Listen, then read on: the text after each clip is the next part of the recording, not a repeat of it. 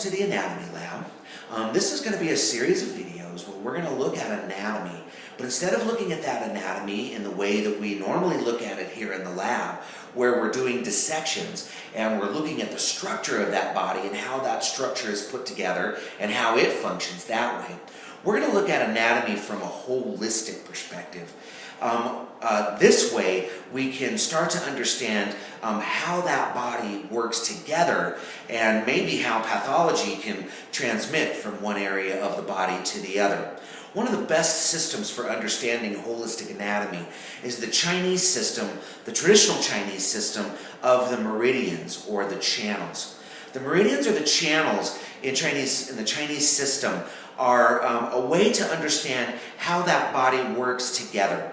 When we look at Chinese medicine or the Chinese meridian system, one of the first things that we want to remember is that TCM, or Chinese medicine, is a system that is a functional descriptional system. In Western anatomy, we take apart the structure. We look at the structure and we look at how that is built, and then we understand the function based on that. So we start from sort of an inside-out kind of perspective, which is a wonderful way to understand how the body works. The Chinese medical system is a functional system where they're looking at how everything works and then understanding the structure underneath based upon how it works. So this is where we oftentimes get confused when we're trying to compare Chinese anatomy or the traditional Chinese medical anatomy concepts versus the Western anatomy concepts. In Western, we're always talking about the structure. In Chinese, they're always talking about the function. So one of the first ways in which that sort of clashes is when we look at the meridians and so a lot of times when they look at the meridians or when we have a conversation about the meridians, a Western anatomist would say, well, what is the meridian? Show me the meridian. Cut the meridian out. What makes up the meridian? And a Chinese guy would say, well, no, it's the function. The meridian is a mapping system. The meridians are not a thing. They're a map for the thing that's underneath. So if I was to cut out the meridian or take it out, I have to take out all of the things that are underneath. So these meridians don't stand for, or the meridians are sort of a placekeeper system for all of the structure that is underneath. This meridian here, for example, the large intestine meridian here, it is a midline for looking at the function of all of the tissues that are underneath or in this area. So it would entail all of the muscle in here, all of the nerve, all of the blood vessels, all of the fascia. As a matter of fact, when we look at the meridians and the acupoints that are along that meridian, we find out that most of the acupoints in the body lie above an area where there's a bundle of nerves. So about 3/4 of the points are where there's a bundle of nerves. About 2/3 of those points lie where there's a vascular structure, either a root or a bundle.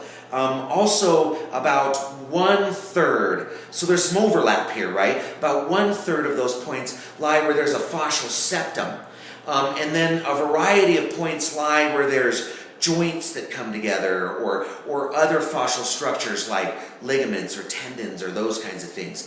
So the points then are placekeepers for a lot of things underneath, for the function that's underneath. Those nerves and blood vessels and muscles and fascial septums are the things that create the function and the movement through it. And the meridian then just becomes a map for deciding upon, well, where is the focus of those, or where is the center that we can work from?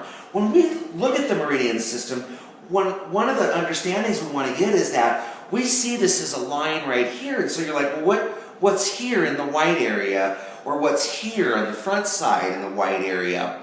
And, there's meridian there, really. I mean, the meridian is a map. So really the meridian stands for a wide swath and all the tissue underneath The midline is where the focus structures are, the bundles, the blood vessels, those kinds of things that I mentioned to you before. So the main concept that we want to get out of this first video here is understanding that the Chinese system is a system that is a functional system. It describes how things function. And the Meridian system is a map system for that function, for the structures underneath. Now, what we're going to look at here in the future is how this Meridian system is so neat in that it shows us how these things work together. It shows us how body parts work with other body parts. And it's all sort of built in, sort of hidden into the mapping system. And how we'll look at that, or how we'll understand that, is through looking at some Western concepts of structure, looking at muscles and fascial systems like anatomy trains, Thomas Myers anatomy trains, or some of the myofascial concepts such as the retinacula from the Endless Web books, or looking also at the Janet Travell books in the triggerpoints, and how trigger points line up, and how the referral zones of trigger points sort of line up with the Meridian system. Because again, the Meridian system both describes the structure underneath and then also how they work together. So stay tuned for future videos where we're going to go into some of those future ideas. Thanks.